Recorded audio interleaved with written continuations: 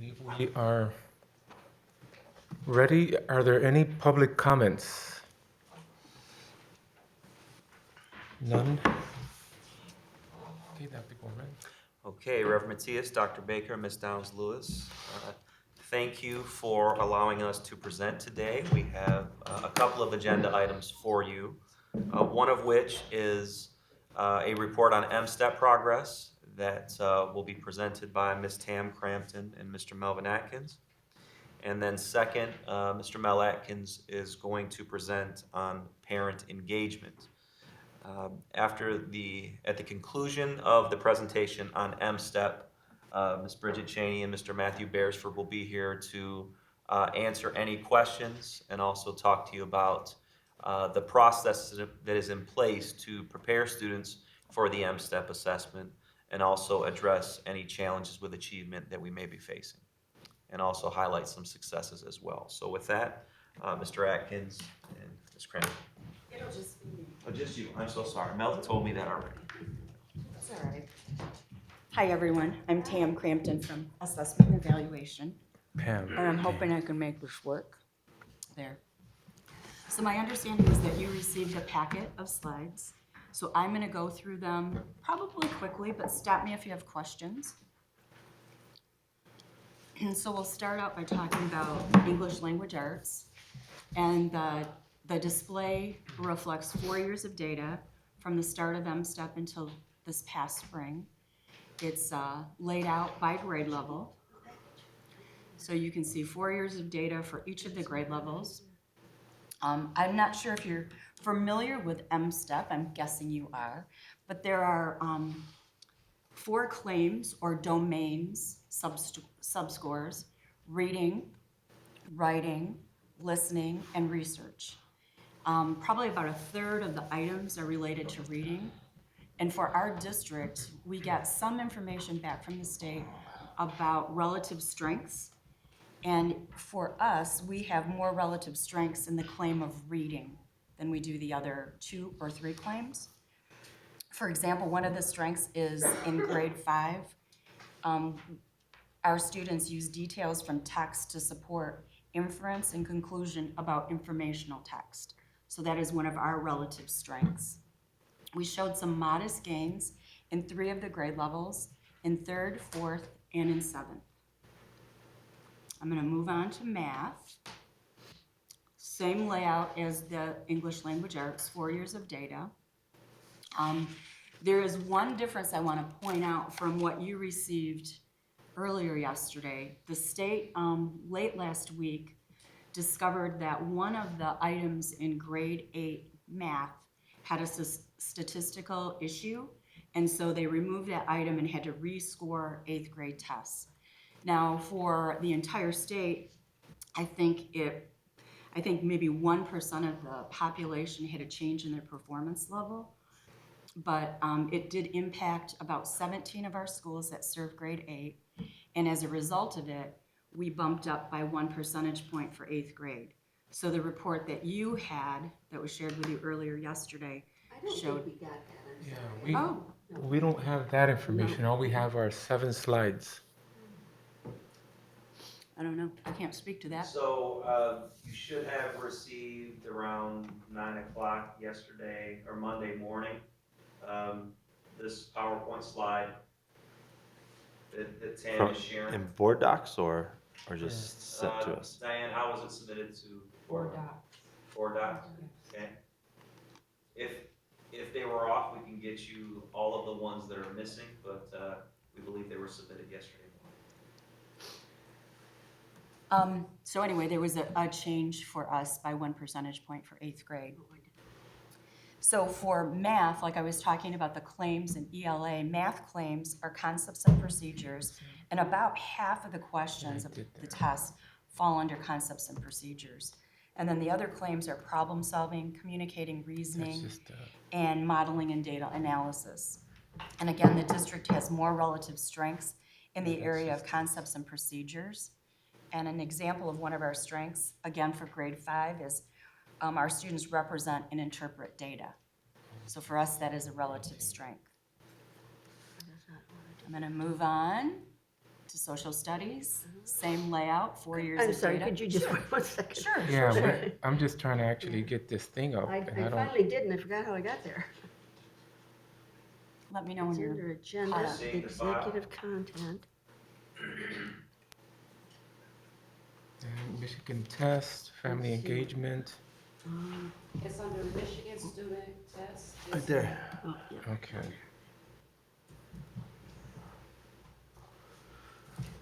All right.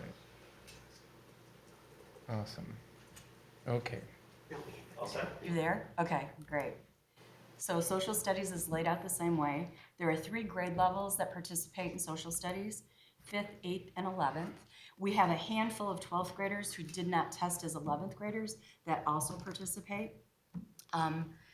With social studies, we did see a 3-point gain in grade 11.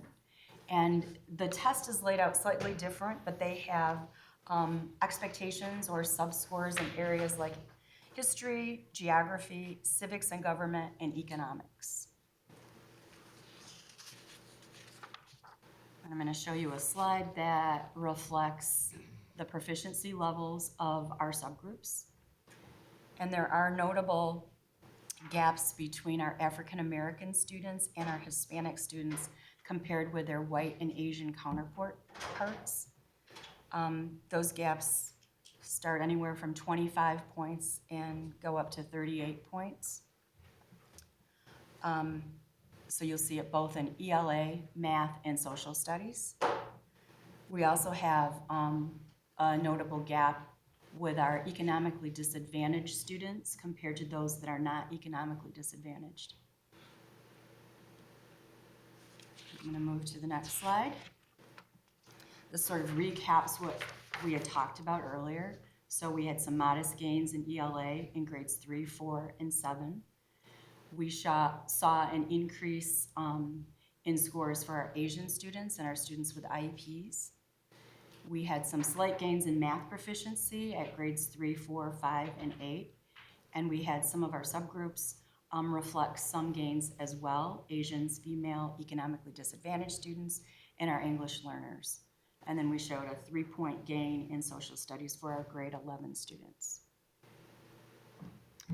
And here are some highlights from our schools. So we had several schools show an increase in English language arts, and they range from 10-point increase at Coyton Museum down to a 1-point increase for UPrep, Riverside, and Zoo. So 11 schools showed an increase in ELA. We had 17 schools show an increase in math, again from 10 points down to 1 point, and those are the 17 schools. And some gains for social studies, 6 different schools it looks like, if I'm counting right. So a 5-point gain at Stocking down to a 1-point gain at Campus Palmer in Union. And then there's 3 slides that compare the subject areas to the county, KISD, so the other 20 schools, including us in that batch, and then the entire state. So the orangish red line is Grand Rapids, the gray line is the state, and the green line is Kent ISD schools.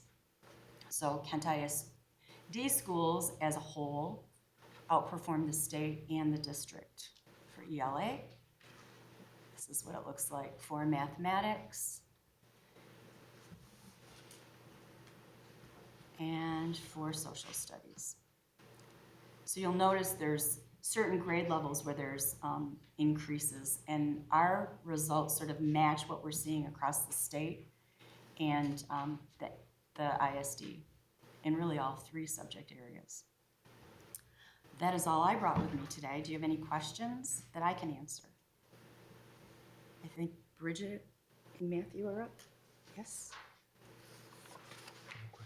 Do you guys need?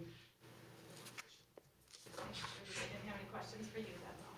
I'm just wondering about Westwood, Harrison, kind of our west side. I didn't see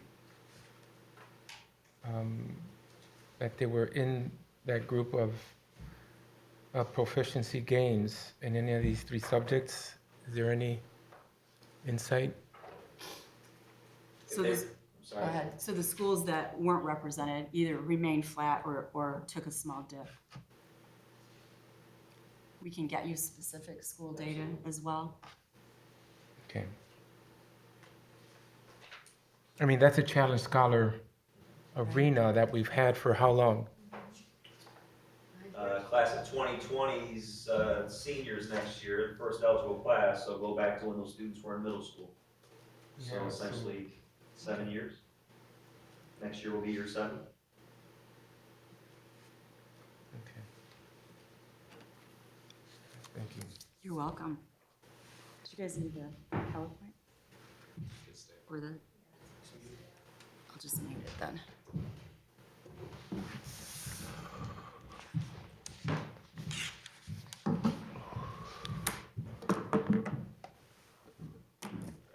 Good morning. Good morning. Thank you for being here. So I'll start us off by saying that those M-STEP results, we work towards improving those throughout the whole school year, right? With our teaching and learning that's happening every day in our schools. We use the MAP 3 times a year, and that's really our progress monitoring assessment. Bridget, you Sure.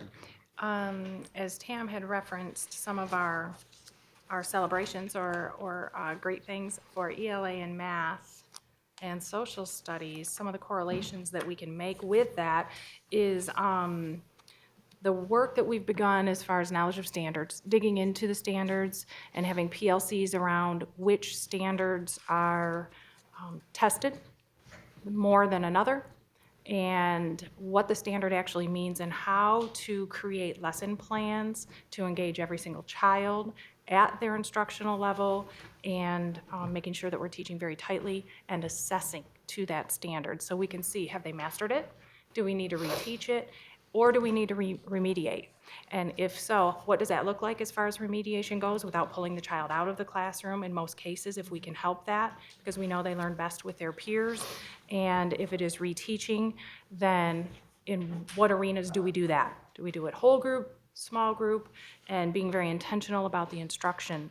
So not that our other schools didn't participate in this, but we had various levels of understanding and background knowledge for some of the buildings. So Coit, I'll reference very quickly, ELA and math both, they had gains in both, and as being an IB candidate, they worked very, very hard in creating units of study around the standards. So they worked in the summer to plan those.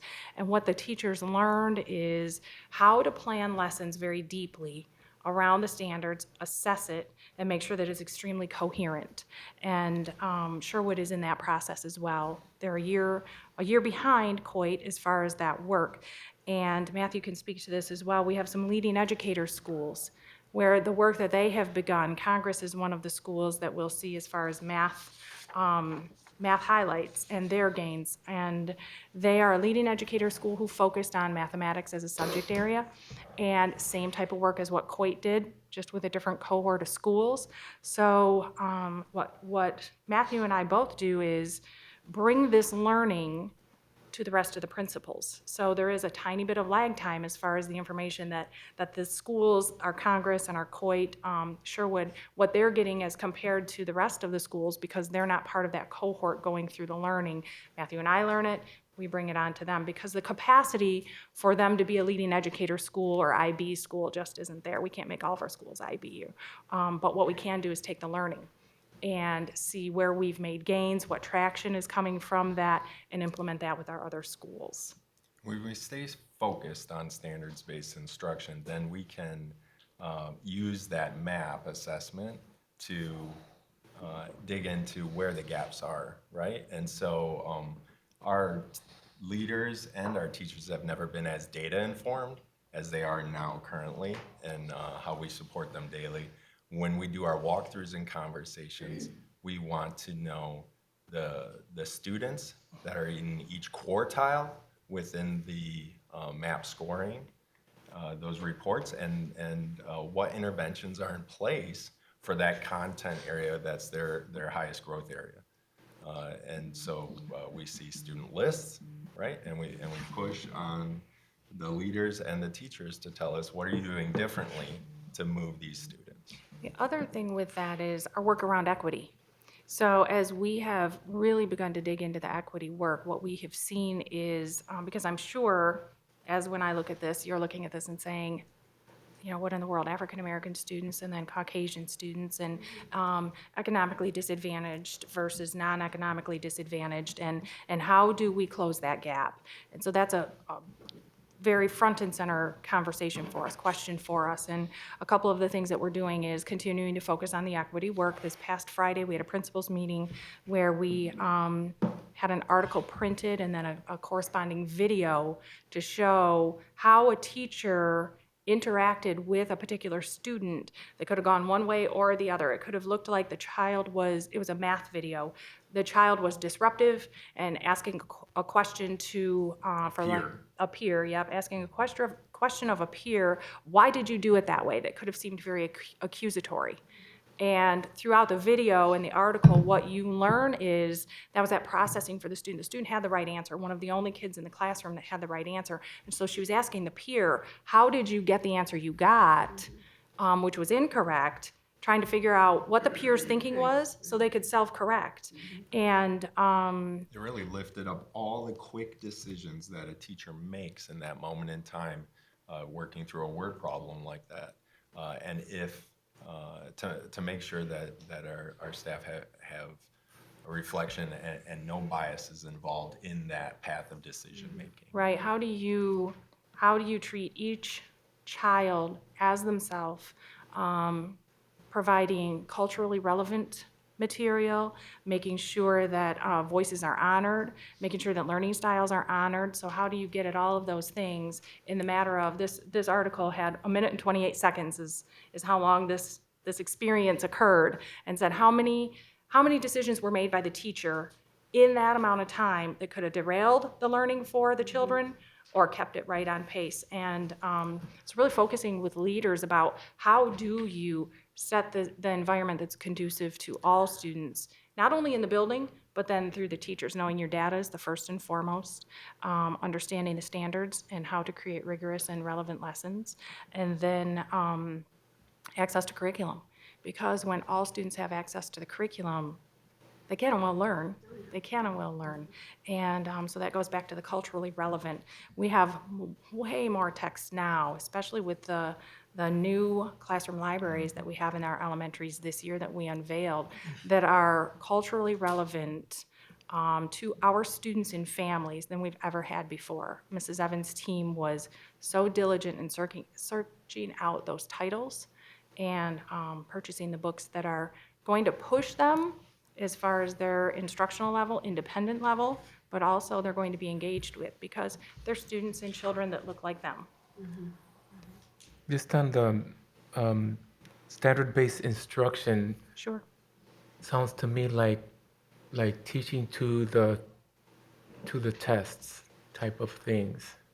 I can see where it would appear that way, but the standards are actually the curriculum set forth by the state of Michigan, Michigan Common Core state standards, and that's what the umbrella for our kids moving and matriculating through the grade levels need to master in order for, yes, proficiency on the M-STEP, but increased SAT scores, which means increased college and career readiness, so increase into trade schools, college, career bound. And so I do understand where it would appear that we're teaching to the test, but what we're doing is making sure that we understand the standards that students need to master in order to be deemed college and career ready, and making sure that we're teaching those skills through strategies so that they can master that. And then if they're tested on it, great, they should be able to perform and be proficient on it, but the it'll help them in day-to-day- life as well. The day-to-day curriculum that we're using in the 4 content areas, that all of the curriculum companies write their alignments to the Right. standards. So it's critical that you have a curriculum that's aligned and meets them all Sure. that you're using. And so we're excited about Go Math this year and its potential for our results in spring of 19. Okay, now where, that Go Math, where is that now? Is it throughout the district? Throughout the district, yes. We had some schools who had been piloting that Yes. for a number of years. This year, it's in all of our schools and has been adopted by Grand Rapids Public Schools. And Reverend Matias, I think to go also to the point of, that's that relevancy piece that's so important for us, is how do we make sure that the standards become relevant for our kids, because that way then it is helpful in life, not just for passing a test. Right. So I think that's the key anyway, for me, for Matthew. I know too, we have those questions of how do we make this real life applicable and not just the right answer for the test. Yeah, I guess I wanted us to continue to wrestle with the fact that since our district is urban, majority have African American, Hispanic, Yes. that there ought to be some things that we figured out on how we teach our kids. I guess I would think of it as a profile. I mean, I'm a therapist, and so there are some things that I'm going to be looking for in order to be able to help a client that I'm working with. I would think that in education, who you have in front of you is really critical. I know I have an African American boy, girl, Hispanic, biracial, whatever. And again, we're an urban district, and we've been really struggling with these issues for quite a long time. We know the economic demographic. We hear it all the time from you guys. When how many words are coming into us, having known, given that they're middle class, upper middle class, and so forth. And given that, we ought to be putting together the resources that help us, whether it's parent engagement, whether it's these other pieces that help these parents. And they often are asking us, I'm sure my colleagues hear it as well, especially Spanish-speaking parents. I want to help my child, but I can't because I don't speak the language. And so given those deficiencies, or that's what we have, how do we fill the gap, both there and in other areas, especially with our kids, and so forth. And so that's what I want us to wrestle with in terms of solutions. Couldn't agree more. I want to hear some solutions to how we're tackling these pieces, really. I would agree. And I think the continuing on the path of equity, extremely important, because that way we know that, as you said, we know our children as individuals, we know their families, we know how to drill in to help them and their families both. I know Mel is going to come up here and talk about some of the parent engagement things that he has going, but how do we continue to build on that, just what you said, and how do we accelerate that? Because, So for example, with Coit and Sherwood, who are becoming IB, right? yes. For example, are you utilizing teachers from city who have gotten there in terms of IB program, and for, I guess, the PLCs or professional learning, how are you utilizing the resources that we have that'll help these schools that are pursuing That are that? coming up, yes. And so you are right, we do meet with city once a month. So Sherwood, Coit City meets once a month, and learning from what city has gone through. The curricular piece of it is a little bit different because the PYP, which is the primary years program, MYP, which Sherwood will have, which is the middle years program, they have 6 themes that they teach throughout the year, or units. Themes or units is used interchangeably. So that's a little bit different than the high school model as far as the classes, but as far as the learning, how they unpack the standards, how they assess students, and those types of things are very much things that they work with once a month on through that collaboration. So it is true, we do need to make sure to use the in-district resources that we have.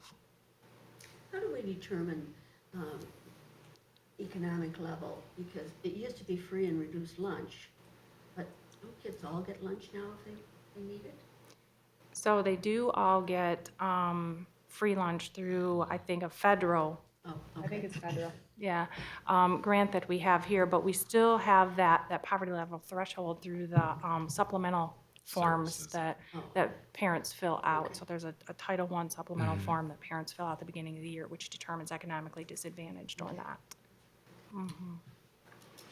So just a couple questions. I Sure. am wondering about, and I think that John was getting at this, the relationship of this test to learning. And so, I mean, I know that there's an improvement over time as we learn about the test and probably are better at connecting what happens in the classroom to the test. Sure. But statewide, I mean, the numbers are still also low. I mean, and then also I wouldn't mind seeing what economically disadvantaged statewide and racial gaps statewide look and how they compare to ours. But two things. I mean, I think that overall concern with this relationship of the test to learning, yet we're still moving towards preparing students for the test better, if we call it whatever you want to call it. Right. So anyway, I guess I mean, it's alarming, you know, the math scores are pretty low. I know that the Go Math, I've heard good reviews from people who are teaching it, although some are struggling with learning how to do it, but those that haven't are really excited about it. I think it's helping my son in high school, but and I know that we probably need a like shift around ELA Yes, as very well. much so. And so to do something along those lines. So I guess, you know, in general, I'm hoping that there's a problem with the test. The test isn't good at measuring what students are learning, because that means that they're learning a lot more than it appears that they're learning from the Yes. test. Yes. If not, then it's really alarming. Then what do we Agreed. do? Because we got, I mean, even the improvements to go from 25% to 28% isn't really what our mandate is. So, you know, I want to make sure. And then as it relates to the board, you know, what do we need to do in the classrooms? Are there experiences beyond the curriculum that are making it more difficult for children to learn in the classroom? So are there disruptions in the classroom? Are there a need for resources, support staff? And should we be trying to do something to allow learning to take place? So there's a lot of questions, but really, you know, if I'm most concerned about learning taking place. Yes. And can we do something to make sure that learning is maximized in the classroom? And then to discern, you know, how to take seriously these test results. So, I don't know if that's a question, but it's something we should fix. Yes, I agree. So I'll say last year, this is anecdotal, but I think it speaks volumes to what you are talking about, what Reverend Matias is talking about as far as time in the classroom to learn, not just for the test, but overall learning. And last year, we realized that there was a gap in supervision on the playground in elementary schools. Not that we didn't have enough for students to be safe, but we didn't have enough for students to interact always appropriately with one another so that when they came back in from recess, they would be ready to learn that second that they transition, right?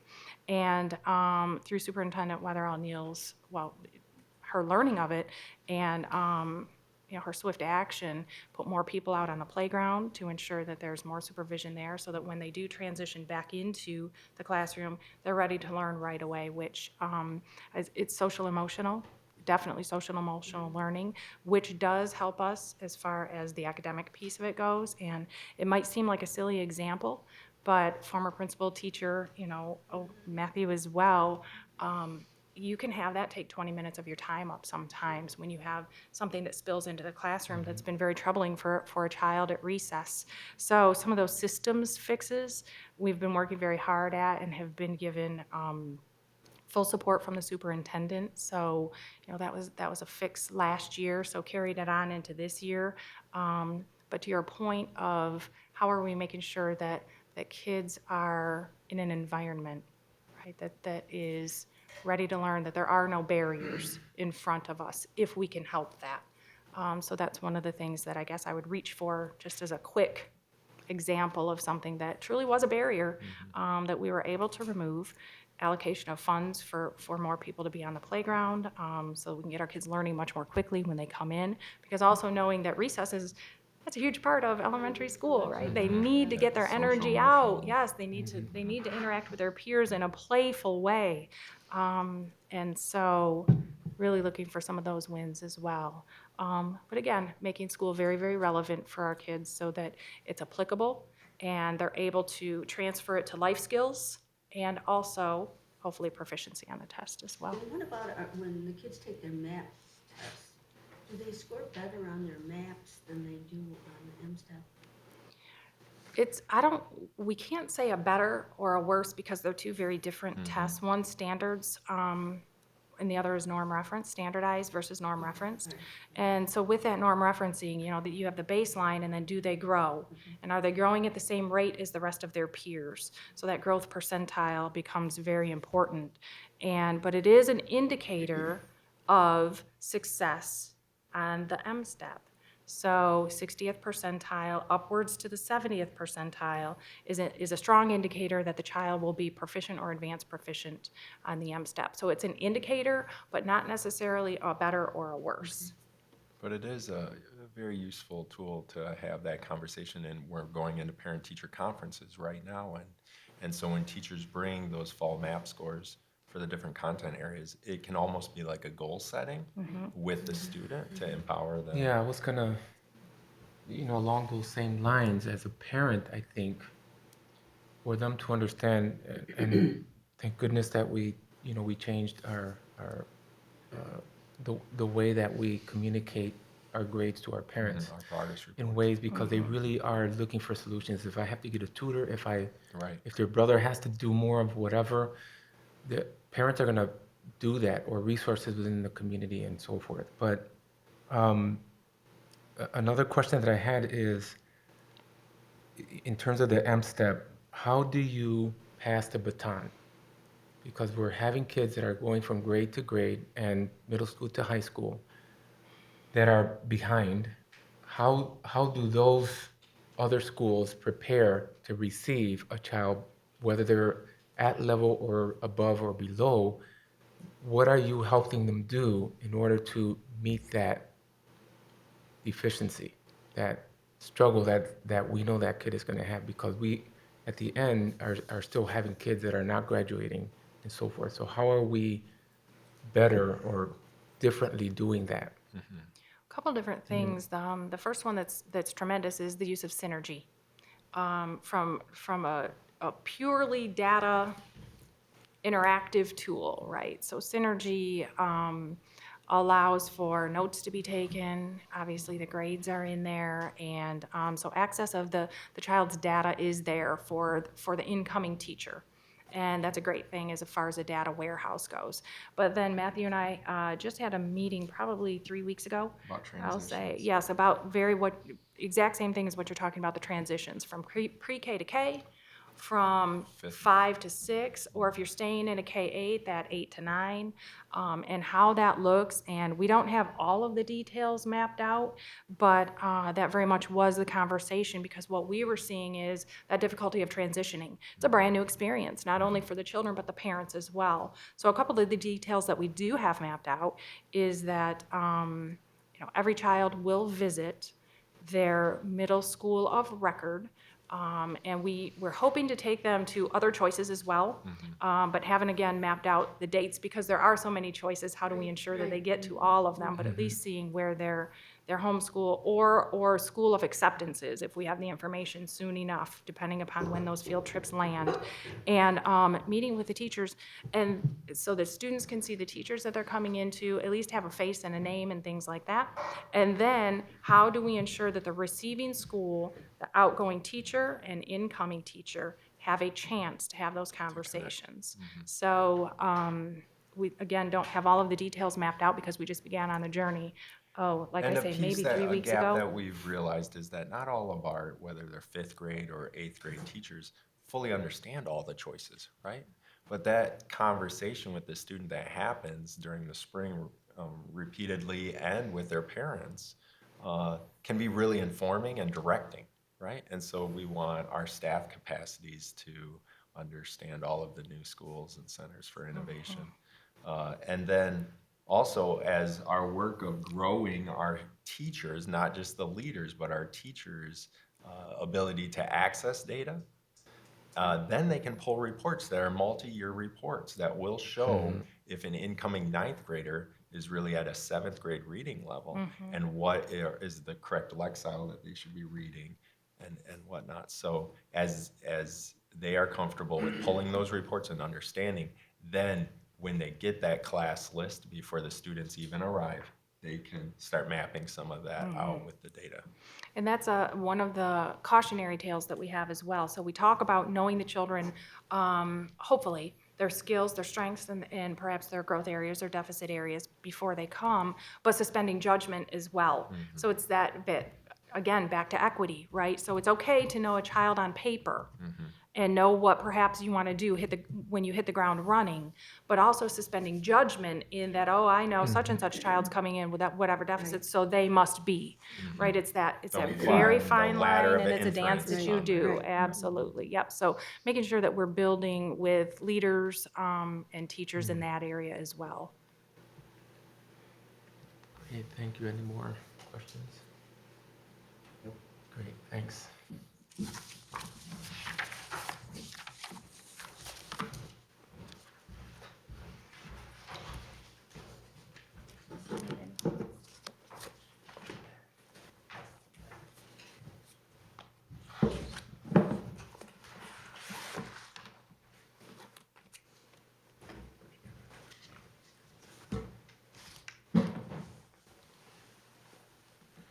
Let me switch out the slide.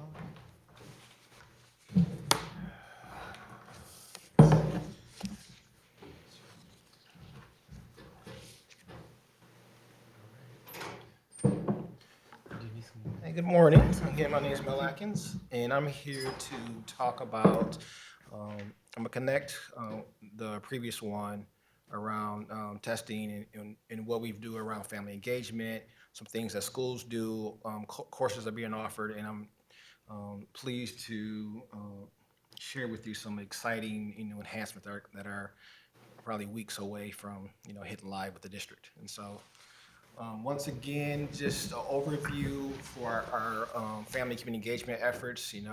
Our mission is family, schools, and communities partnering together for children's success. And what you see here on the slide is the various structures that really support three goals that we have in our office. One is reducing chronic absenteeism.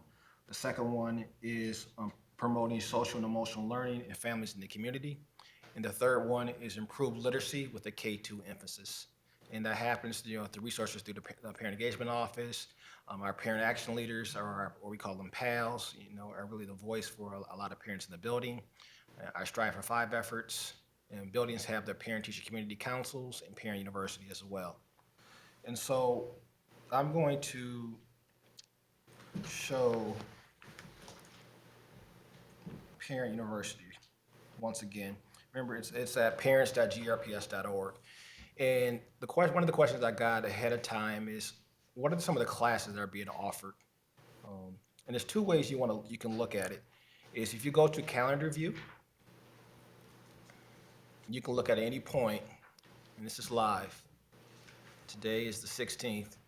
You can see the amount of classes that are being offered in our district. If you click on hover over them, it gives you more information. And then this is constantly updated as we find out from schools what other classes are being offered as well. And so parents can look at it that way. Or there's other classes you can look at under courses. Under courses, really there's 4 areas under Parent University: effective parenting, personal growth and development, navigating the educational system, and health and wellness. If you click on one, I'm gonna click on view all the courses on effective parenting. It gives you additional courses that You stop at that see. one. I didn't realize being a parent would be such hard work.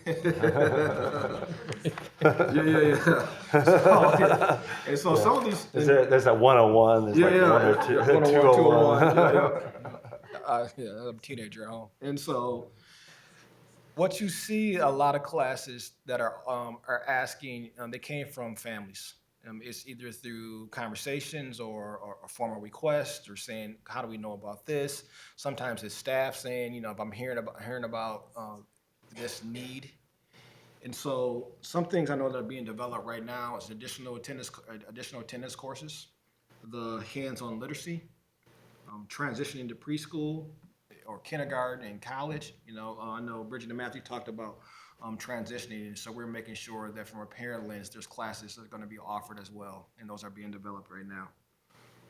And so if you go through, you just click on it and you can sign up, and then all you have to do is go through each of the categories, and it gives you more. It gives you a plethora of items there. One thing that I don't know if I ever shared to you with this group before, I want to share that today, is one of the links we have on our website is with bealearninghero.org. And I have it already queued up. But if I'm gonna click on parents, for example, and let's say I want to do reading. You pick your grade and you get your resources. And underneath these resources, what you're going to see is a lot of options you can have for the support at home, either just homework help or traditional support. If you want to support with around M-STEP or anything around that, it's all encompassing.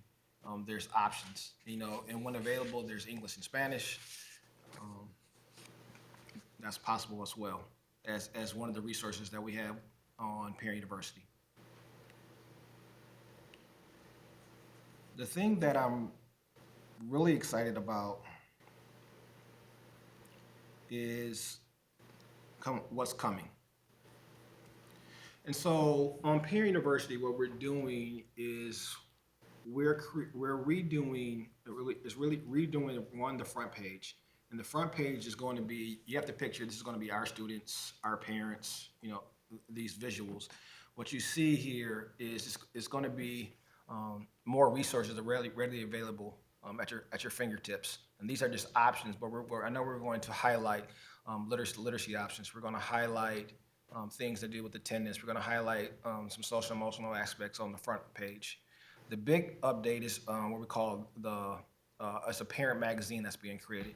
And here's the mock-up of the parent magazine. So it's going to be a 30-second video of probably one of our either our pals or additional parents that's introducing the parent magazine. And the parent magazine is a monthly magazine. So August, September, October, November, on 1 to 3 areas: reducing chronic absenteeism, the social emotional learning, and also the literacy. And so what's happening is going to look like this.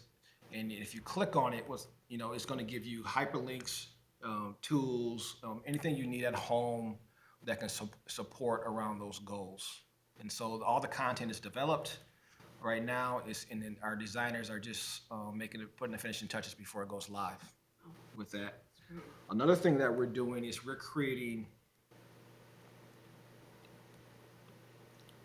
have videos right here, these featured online courses, but we're having 6 additional videos that are coming. The first one, not in this particular order, but we're going to have one on the 3rd grade reading law.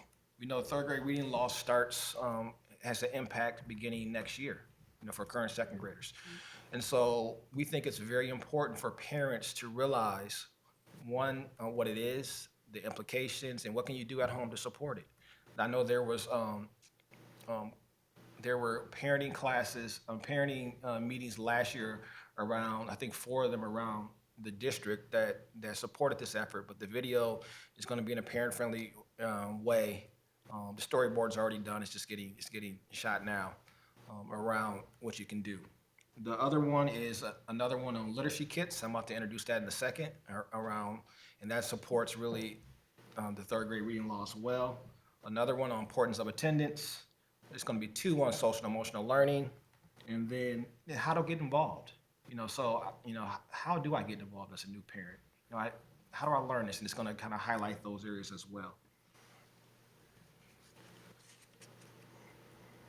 I guess some of the questions that I have are around, for example, the PTCCs. I know that we bragged about how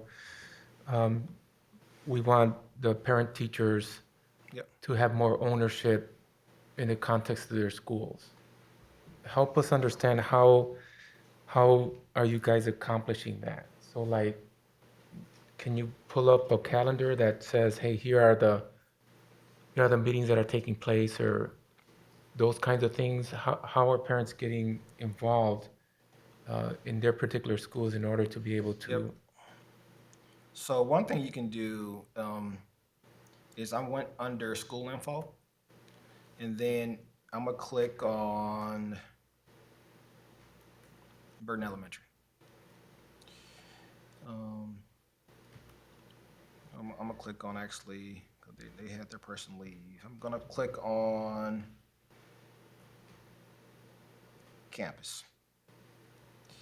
And so what you're gonna see with campus is in most of the schools that we know of, and so it has right now, and this page is changing, but it has the principal contact information, but also has the PTCC leader. And so with their name and their email address, and so if you want more information of how to get involved with PTCCs, you know, that's on there as well. Well, what's happening, what the change we're making to this page is gonna be, short bios, and it's gonna tell kind of why the parent got involved. You know, what draws you to the PTCCs, for example. Some schools call them, different names, CSLTs. Some people call them PTCCs, and we don't get hung up on the acronym, but we want to make sure that parents, teachers, and communities are communicating on a consistent basis around the efforts to support the school. Now, a lot of it deals with what's kind of the broad goals that they have in their school improvement plan, and we want to make sure that everyone plays and has a collective effort in that. And so you can see with that, one of the other enhancements where we're making, what I didn't point out is with the new enhancements with Parent University, right here, what you can see is right now you can't select your child's own school. You just have to go through each day and look for example, campus. But here you can just click on, whoop, and it take you it'll filter all the campus's information. It will filter all of whatever, Burton Elementary or Brookside, whatever school that your child goes to. So that's one of the features that will help parents realize when the meetings are, how can I get involved, as well. So if I go to a middle school, am I gonna be able to?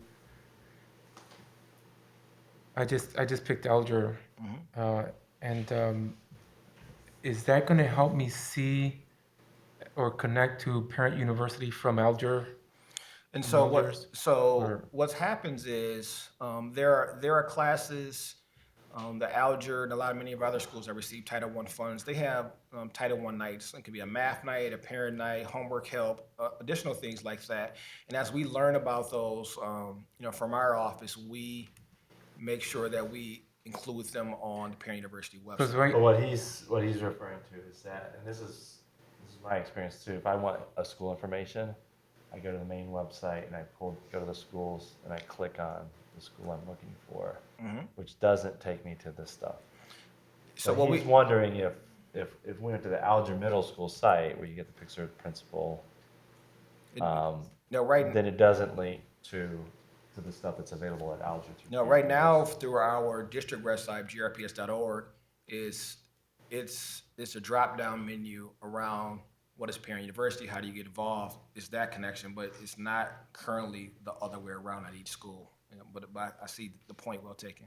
Yeah, it's just that because what's nice, because I'm often looking who's the principal or whatever at a school, and I end up in the main site. Yep. I should have learned by now to go to Parent University, but I haven't. However, I'm wondering if other parents are experiencing the same thing. So, because it would help if I'm at Alger's thing and I got this picture here. Yep. Right. I'm not sure it's up to date either. So. Yep. Anyway. Well, I had a yeah. So that's a concern. And the other is calendar. There is nothing on the calendar other than count day, dual enrollment. So Those- again, What he's looking at the calendar are you main on? calendar. Generic Oh, the main things. calendar. And so today I'm just here to speak about Peer University. You don't want to So- talk about the, No, no. the IT problems. That's not, I would take it back, but that's a different department that does this. And then, but one thing we try to do is we want to make sure the two are aligned. Because no matter if you go to, because most people know about the main site, grps.org. And then, so we'll work hard. I work, with the team hard to make sure that one is up to date. It may mean that, I mean, to some extent, I'm not sure if the information on the web, on the main page is even necessary, considering that the information on the parent university is even better. So we just replace it. Anyway, you can have that conversation. You can let them know that that John Matthias asked. Yeah. 5.5 years ago. 5.5 years ago, that was asked, and there still is no link to that. It just seems logical that a parent looking at their school, it ought to feel like those resources are that school's, and obviously specific to it, meaning things that are happening at that particular school and district wide that they want to take advantage of, but they can at least surf it from their home page. Yeah, so one thing we have right now on the, one of the things, I won't say the only thing, though, one of the things we have on the main page is right here. If you go to grps.org/parents. And so it gives you kind of what I just went over. This is, some parent information. And then if you click on Parent University, it takes you to Parent University. Yep. And it takes you to, if you want to know about attendance, it takes you to attendance. And it gives you more resources. And so there's beginning attempts to try it, but I do agree 100% right now. If you go to the school page, it's not there. But we'll work. We'll So have in terms of the other pages, do you have data like how many parents are accessing? Oh yeah. Okay. Yep. And so this drives. What we have access to, we have access to is on grps.org. This is a different department has access to that. But what I have access to on Parent University is one, what pages parents visit the most, and this is playing a big part in where we putting the new updates. For example, some of the changes cosmetically and with content on the front page, but then a lot of them go to resources or school info. And then school info, we're really putting a lot of information and resources. That's where we're going to drop the parent magazine, because that's where they're going, and it's going to. So that's driving a lot of our decision making as well. Yeah, so parents are getting there. That's good. And then how about the attendance at the? Those are a lot of classes. And it's nice to see that they're still going and parents are engaging. Yep, and so the attendance, I would say, varies at each class. And one thing we try to do is not particularly measure it by seats.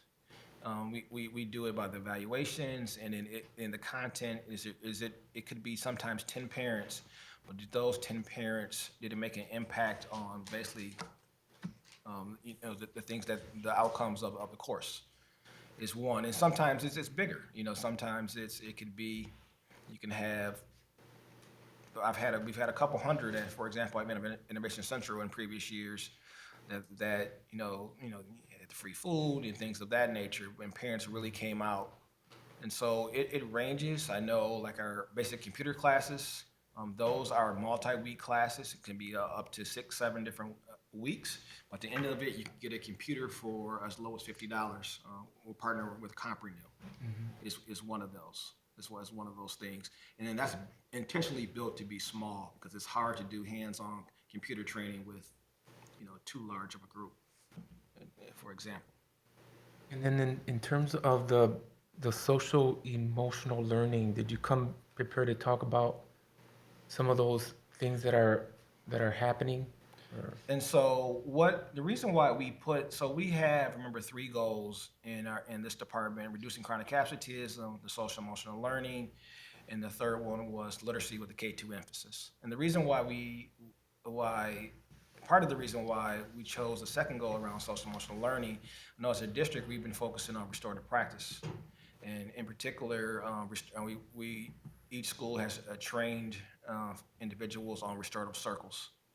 And so we're starting with there, but we want to make sure we're not telling parents how to parent, but we want to close the gap of what's happening in school and then what's out of school around this. So this is our effort around, and I said there's going to be 2 videos connected to social and emotional learning. I think one is connected to grit, and then I have to think about the other one, what it's connected to. But we're beginning to offer, at least try to create a level of awareness of what is social and emotional learning. What can we do at home to support it?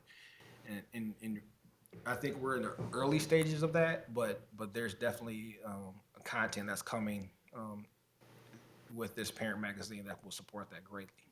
So are you saying that all of our schools are practicing restorative justice, I don't know, philosophy? So at the school level, this is just a slight clarification. So we don't call it restorative justice, and the reason why we don't call it, because that's more of the criminal system. So we call it restorative practice.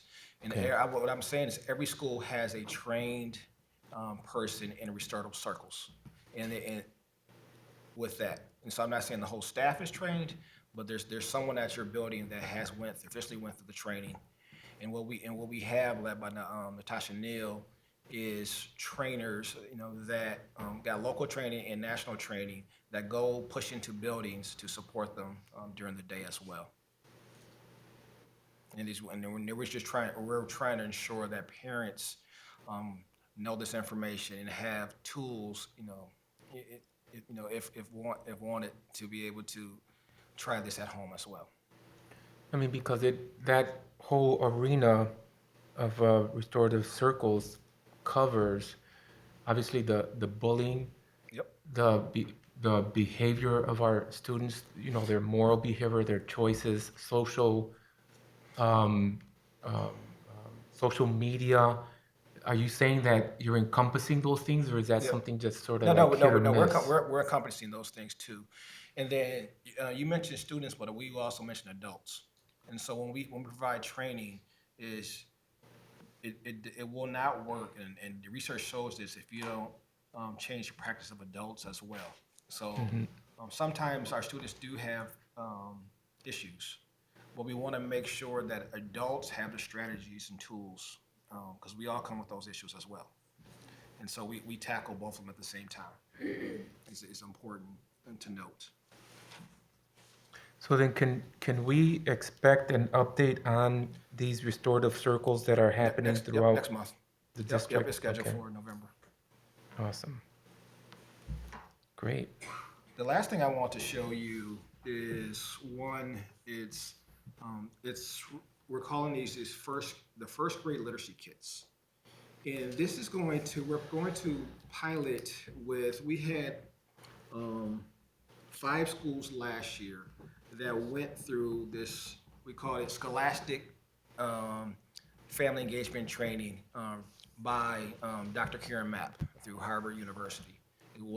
And they had, what it was 3 full days or 18 hours of professional development with these schools, and who it was with the principal, it was with 2 parents and 2 teachers. And they all came together. At the time, titles didn't matter. We were sitting there, we were there for 18 hours getting training on how to work together, but getting the training together. And that's may have been 18 more hours than that's ever happened in that type of setting here in a long, long time.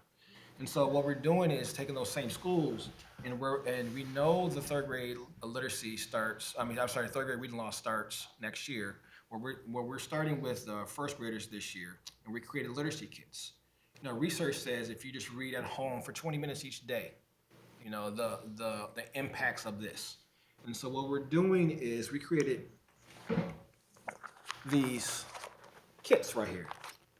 This is the official literacy kit. And in the kit, what you're gonna see, and it's in English and Spanish, is activities, 3 books. There's 3 books, activities to do at home with it. We have what we call activity cards, additional, so if you wanna make it even more fun, there are 30 different activity cards that will go out through the year.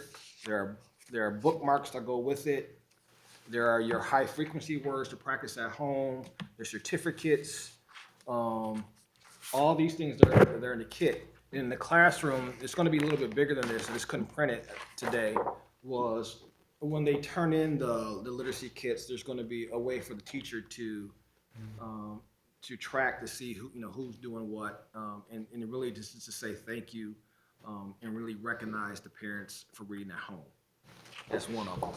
And so there's a lot of things, and all this really what it's doing is trying to support a culture of reading at home.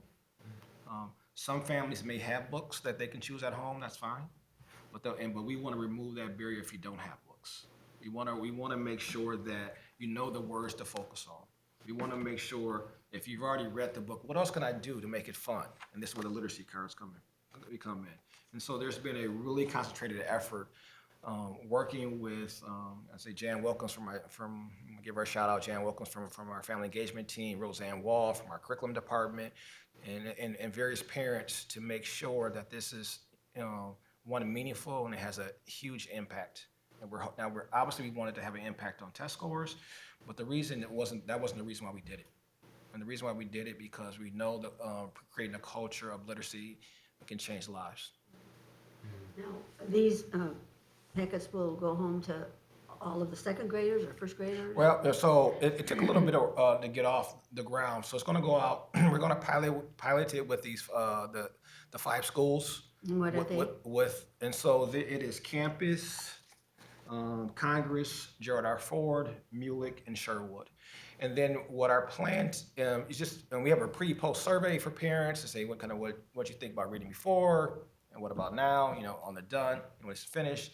And tentatively we have planned is second semester go district wide, and that's saying if everything goes well with the pilot, we want to get these books in the hands where they need to be. So right now, we're doing it with these 5 schools? Yeah, we're gonna start in November. Okay, and what grade will get them, first and First second? grade, Just first grade right now. Okay. So there have been talks internally around do we do kind of a second grade literacy kit? And so what our plan is, because this is a heavy lift, is let's get this one right first Right.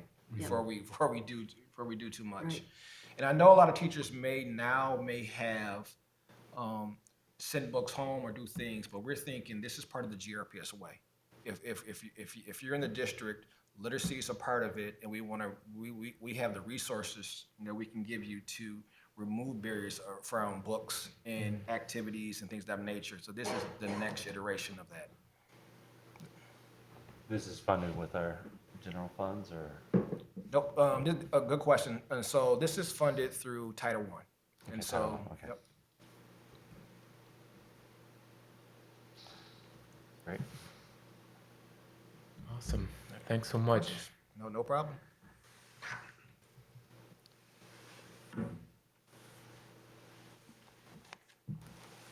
I believe that we are done and we're adjourned.